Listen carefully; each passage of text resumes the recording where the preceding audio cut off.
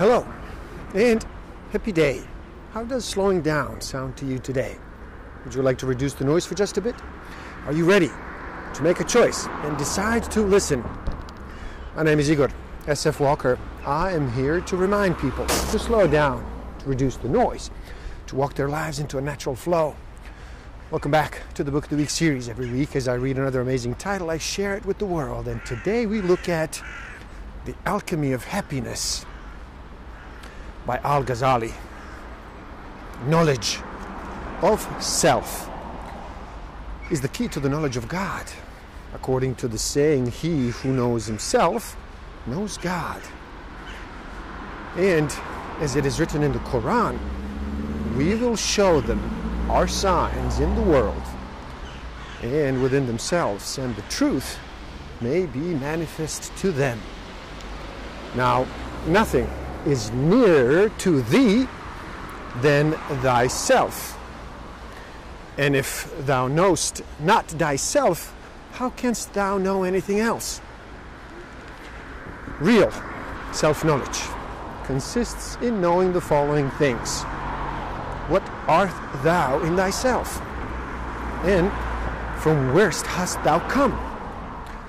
Whither art thou going?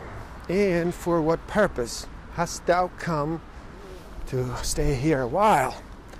And what does thy real happiness and misery consist of? Under the guise of collecting revenue, passion is continually prone to plunder on its own account, while resentment is always inclined to harshness and extreme severity. Both of these, the revenue collector and the police officer, have to be kept in due subordination to the king, but not killed or expelled, as they have their own proper functions to fulfill. But if passion and resentment master reason, the ruin of the soul ensues. Just as angels preside over the elements, so does the soul rule the members of the body. These souls, which attain a special degree of power, not only rule their own body, but those of others also. If they wish a sick man to recover, he recovers, or a person in health to fall ill, he becomes ill. Or if they will a presence of a person, he comes to them. According as the effects produced by the powerful souls are good or bad, they are termed miracles or sorceries. The true greatness of a man lies in his capacity for eternal progress. Otherwise, in this temporal sphere, he is the weakest of all things, being subject to hunger, thirst, heat, cold, and sorrow. It is necessary for him at the same time that he is conscious of his superiority as the climax of created things. To learn to know also his helplessness is too one of the keys to the knowledge of God. Does it not occur to man that there was a time where he was nothing? Further, he know that he was made out of a drop of water, in which there was neither intellect, nor hearing, nor sight, head, hands, feet, and so on. From this, it is obvious that whatever degree of perfection he may have arrived at, he did not make himself, nor can he make a single hair. How much more helpless, then, was he conditioned when he was a mere drop of water?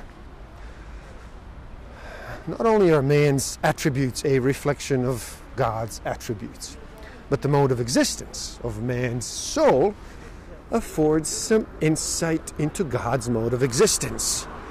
That is to say, both God and the soul are invisible, indivisible, unconfined by space and time, and outside the categories of quantity and quality. Nor can the ideas of shape, color, and size attach to them. No one can understand a king but a king. Therefore, God has made each of us a king in miniature, so to speak, over a kingdom which is an infinite, reduced copy of his own.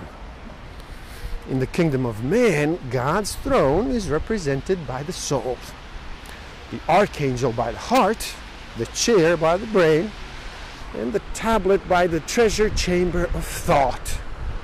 The soul itself, unlocated and indivisible, governs the body as God governs the universe. In short, each of us is entrusted with a little kingdom and charged not to be careless in the administration of it. Real saints know that he who does not master his appetites does not deserve a name of a man, and that a true Muslim is one who will cheerfully acknowledge the limits imposed by the law. He who endeavors, on whatever pretext, to ignore its obligations is certainly under satanic influence and should be talked to not with a pen, but with a sword. Jesus said, "The lover of the world is like a man drinking seawater. The more he drinks, the more thirsty he gets, till at least he perishes with thirst unquenched." The prophet said, "You can no more mix with the world without being contaminated by it than you can go into the water without getting wet." In the heart of the enlightened man, there's a window opening on the realities of the spiritual world, so that he knows, not by hearsay or traditional belief, but by actual experience, what produces wretchedness or happiness. In the soul, just as clearly and as decidedly as the physician knows what produces sickness or health in the body. He recognizes that knowledge of God and worship are medicinal, and that ignorance and sin are deadly poisons for the soul. The Quran says, "This is, think not that those who are slain in the path of God are dead. Nay, they are alive, rejoicing in the presence of their Lord and in the grace bestowed on them. Not a word is said in the law about any of the dead, good or bad, being annihilated." Nay, the prophet is said to have questioned the spirits of slain infidels as to whether they have found the punishment with which he had threatened them real or not. When his followers asked him what was the good of questioning them, he replied, "They hear my words better than you do." Neither animals or angels can change their appointed rank and place, but man may sink to the animal or soar to the angel. And this is the meaning of his undertaking, that burden of which the Quran speaks. The majority of men choose to remain in the two lower stages mentioned, as the stationary are always hostile to the travelers or pilgrims, whom they far outnumber. Ali, once in arguing with an unbeliever, said, "If you are right, then neither of us will be any worse in the future. But if we are right, then we shall escape, and you will suffer." This he said not because he himself was in any doubt, but merely to make an impression on the unbeliever.